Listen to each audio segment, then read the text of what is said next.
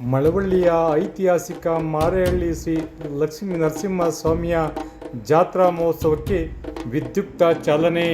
ಉತ್ಸವ ಮೂರ್ತಿಗಳಿಗೆ ದಿವಂಗತ ಎಂ.ವಿ. ವೆಂಕಟಪ್ಪನವರ ಕುಟುಂಬಸ್ಥರಿಂದ ವಿಶೇಷ ಪೂಜೆ.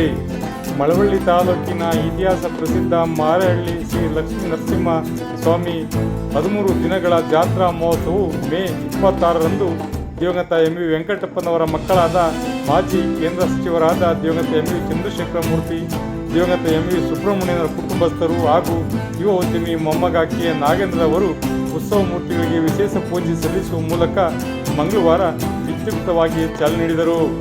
ಪಟ್ಟಣದ ಮಾವೀರ ಚಿತ್ರಮಂದಿರದ ಮುಂಭಾಗದಲ್ಲಿರುವ ಶ್ರೀ ಲಕ್ಷ್ಮೀ ವೆಂಕಟೇಶ್ವರ ದೇವಸ್ಥಾನದ ಆವರಣದಲ್ಲಿ ಮಂಗಳವಾರ ಸಂಜೆ ಆಯೋಜಿಸಿದ್ದ ಕಾರ್ಯಕ್ರಮದಲ್ಲಿ ಶ್ರೀ ಲಕ್ಷ್ಮೀ ನರಸಿಂಹಸ್ವಾಮಿ ಉತ್ಸವ ಮೂರ್ತಿಗಳಿಗೆ ದಿವಂಗತ ಎಂ.ವಿ. ವೆಂಕಟಪ್ಪನವರ ಕುಟುಂಬಸ್ಥರು ಹಾಗೂ ಮೊಮ್ಮಗ ಕೆ. ನಾಗೇಂದ್ರರವರು ಮತ್ತು ಶ್ರೀ ರಾಮನಾಯಕರ ನಂಜಪ್ಪನವರು ವಿಶೇಷ ಪೂಜೆ ಸಲ್ಲಿಸಿದ ನಂತರ ಉತ್ಸವ ಮೂರ್ತಿಯು ಮಾರಳ್ಳಿಗೆ ವಿಜಯಗೊಂಡಿತು. ಪೂಜಾ ಕಾರ್ಯಕ್ರಮದಲ್ಲಿ ಅರ್ಚಕರಾದ ಎಂ.ಎಸ್. ಕೃಷ್ಣಪ್ರಸಾದ್, ಆಗಮಿಕರಾದ ಶ್ರೀ ಶೇಷಾದ್ರಿ, ಪಾರುಪತ್ತೆದಾರ್ ಟಿ.ವಿ.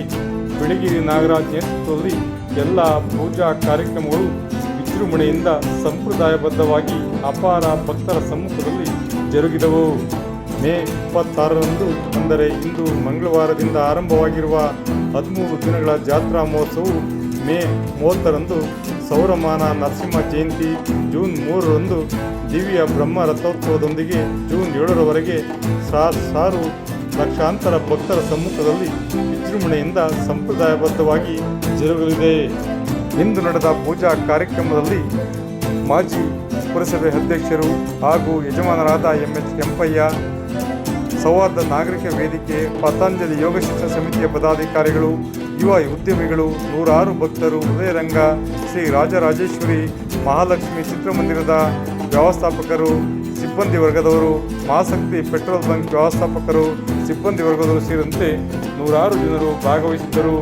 ನಂತರ ಆಗಮಿಸಿದ ಎಲ್ಲರಿಗೂ ಪ್ರಸಾದ ವಿತರಣೆ ಮಾಡಲಾಯಿತು. ಬನ್ನಿ ನಾವು ನೋಡೋಣ ಪಟ್ಟಣದಲ್ಲಿ ಇಂದಿನಿಂದ ಆರಂಭವಾಗಲಿರುವ ಶ್ರೀ ಲಕ್ಷ್ಮೀ ನರಸಿಂಹಸ್ವಾಮಿಯ ಜಾತ್ರಾ ಮಹೋತ್ಸವದ ವಿಶೇಷ ಪೂಜಾ ಕೈಂಕರ್ಯಗಳ ದೃಶ್ಯವನ್ನು. ವಿಶೇಷ ವರದಿ ಮಾಗನೂರು ಎಂ. ಶಿವಕುಮಾರ್, ಮಾಮರ ಮೀಡಿಯಾ, ಮಳವಳ್ಳಿ. ನೇರ, ದಿಟ್ಟ, ನಿರಂತರ ಸುದ್ದಿಗಳಿಗಾಗಿ ಮಾಮರ ನ್ಯೂಸ್ ವೀಕ್ಷಿಸಿ, ಸಬ್ಸ್ಕ್ರೈಬ್ ಆಗಿ, ಪ್ರೋತ್ಸಾಹಿಸಿ. ಧನ್ಯವಾದಗಳು. ಶುಭ ದಿನ.